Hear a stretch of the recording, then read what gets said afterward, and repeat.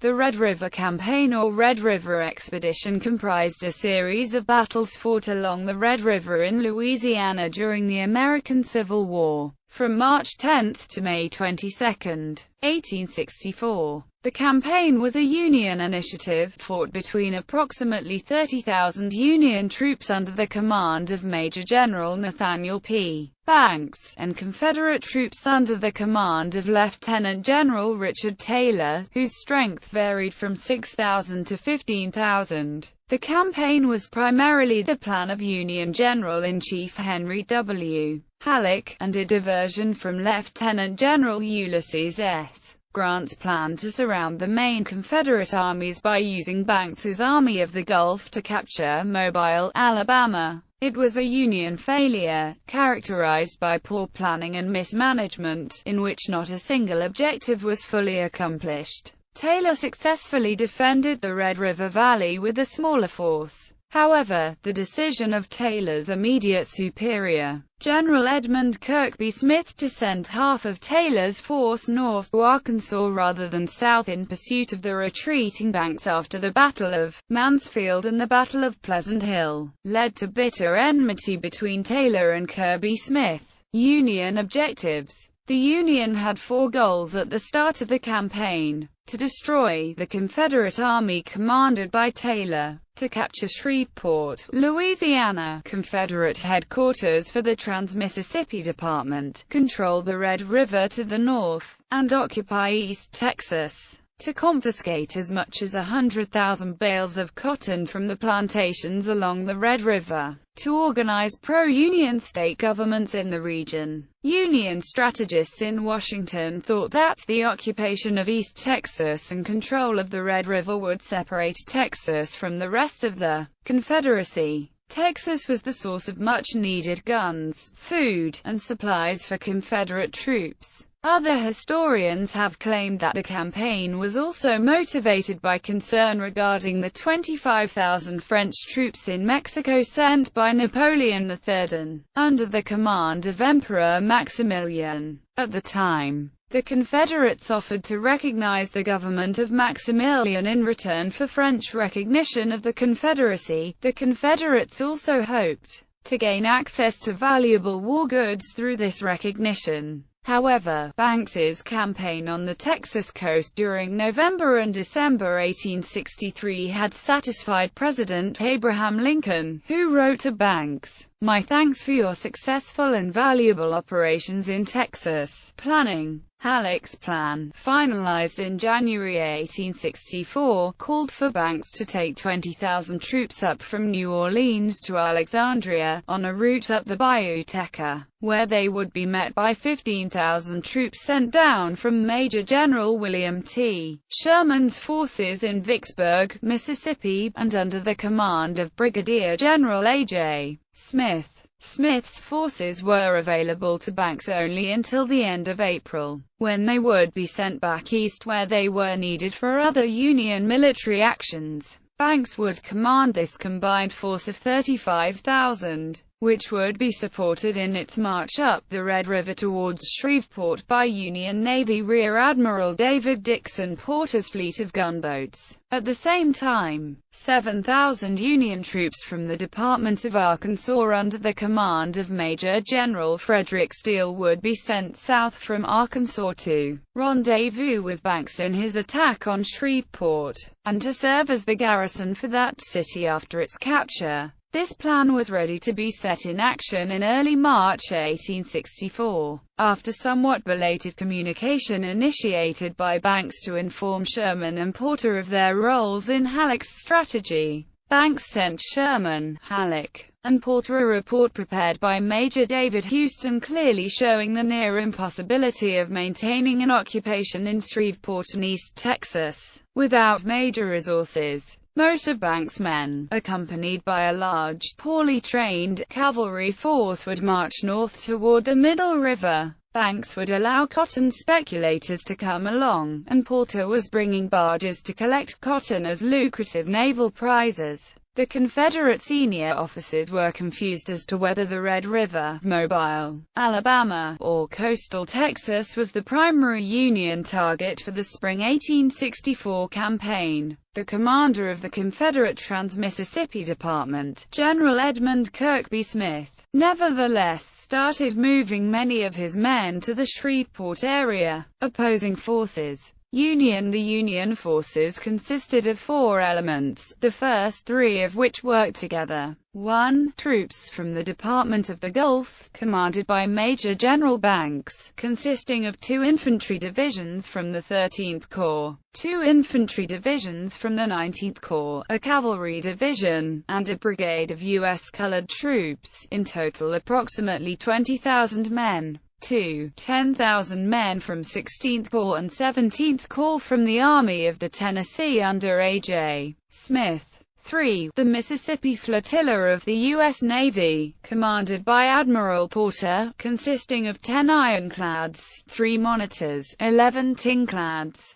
1 timberclad, 1 ram, and numerous support vessels. 4. 7,000 men under General Steele in the Department of Arkansas. Confederate forces consisted of elements from the Trans-Mississippi Department, commanded by E. Kirby Smith. 1. The District of West Louisiana, commanded by Richard Taylor, contained approximately 10,000 men, consisting of 2 infantry divisions, 2 cavalry brigades and the garrison of Shreveport. 2. The District of Arkansas, commanded by Sterling Price, contained approximately 11,000 men, consisting of 3 infantry divisions and a cavalry division. As the campaign began, Smith ordered 2 of Price's infantry divisions to move to Louisiana. 3. The District of Indian Territory, commanded by Samuel Maxey, contained approximately 4,000 men in 3 cavalry brigades.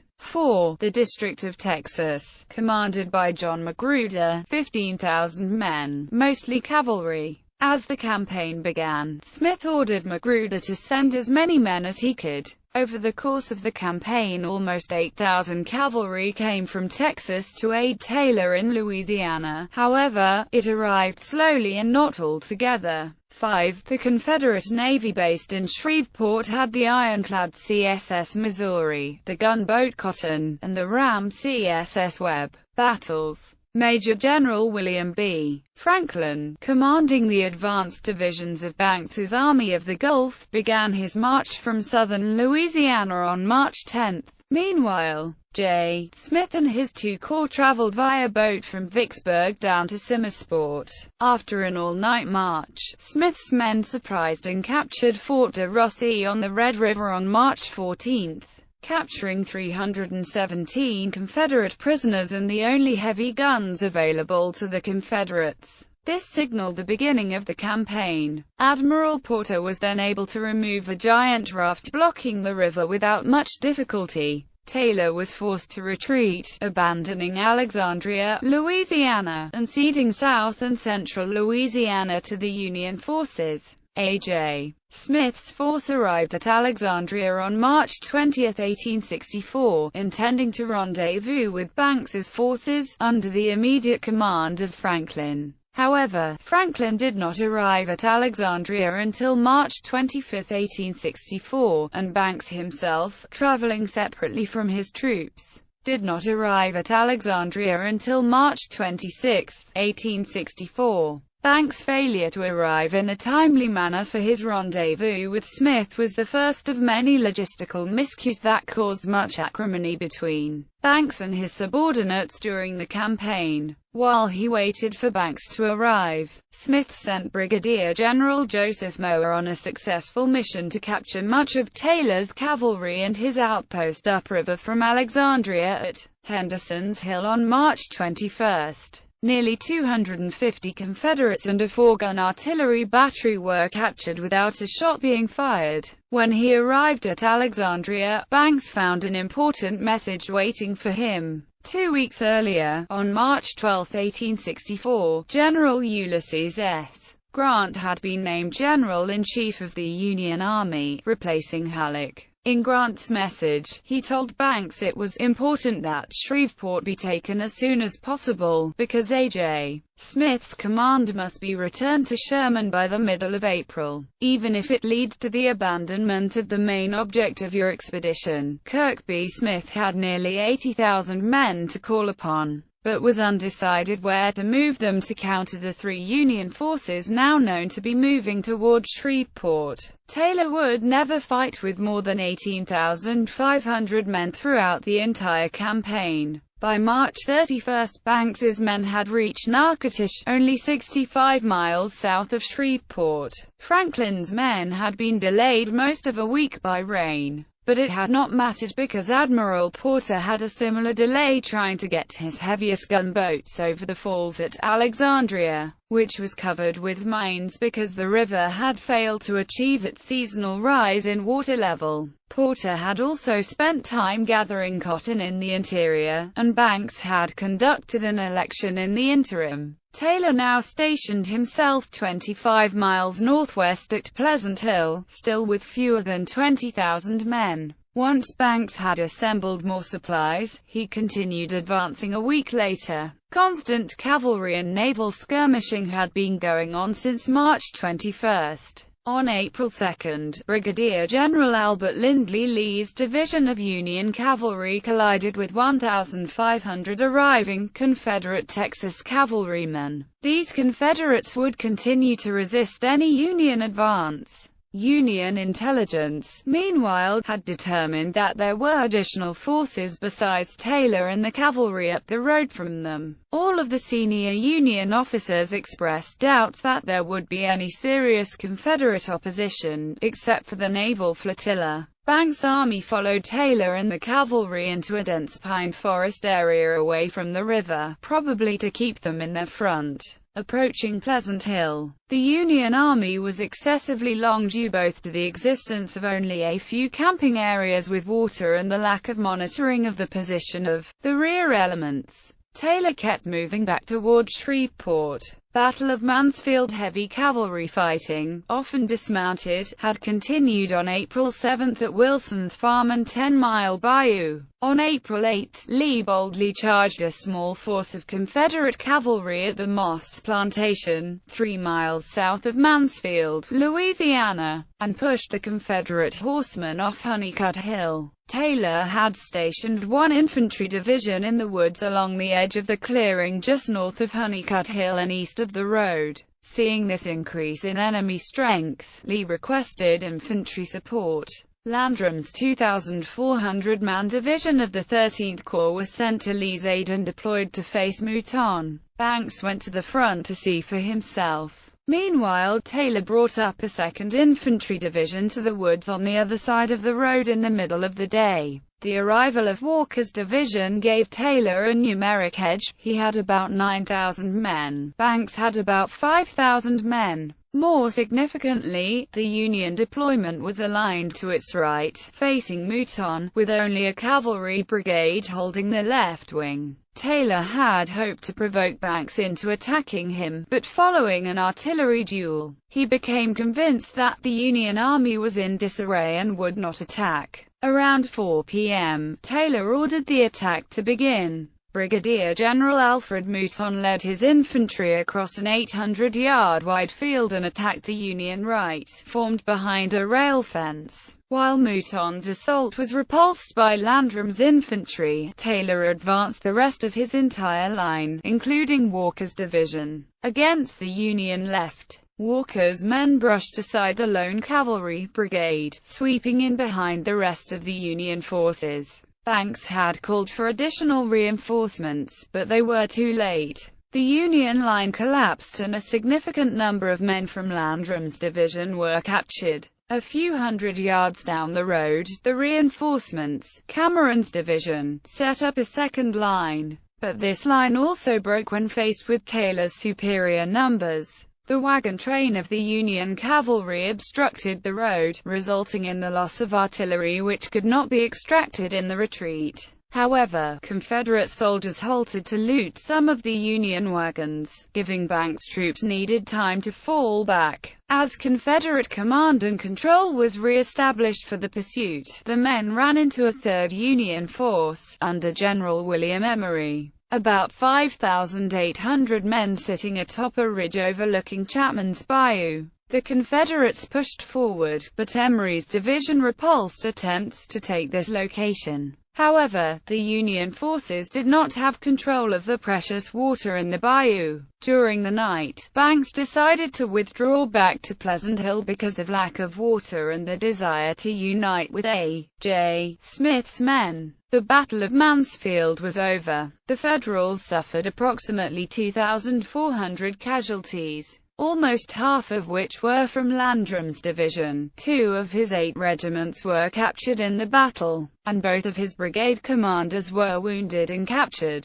The Confederates suffered about 1,000 casualties, including Mouton, who was killed leading his men in the opening charge. Battle of Pleasant Hill. Taylor did not learn of Banks' retreat until dawn the next day. He then ordered an immediate pursuit with Greene's cavalry. When they came upon Banks' line of battle near the town of Pleasant Hill, Taylor had the cavalry retreat a mile and wait for the infantry to arrive, which started arriving shortly after noon. Since the infantry had marched 45 miles in 36 hours, Taylor let them rest for 2 hours before ordering an attack. At 4 p.m. the next day, Confederate Brigadier General Thomas J. Churchill's arriving infantry started the attack on the Union forces. Taylor thought he was sending them into the Union flank, but it was actually the center. Confederate cavalry also miscalculated positions and suffered heavily from flank fire. Churchill's men did succeed in collapsing this Union center position, but this also brought his men into the middle of a U-shaped position, with A.J. Smith's unused divisions forming the base of the U. Though part of the advanced Union right had also collapsed, the forces of Smith and Moore next launched a counterattack.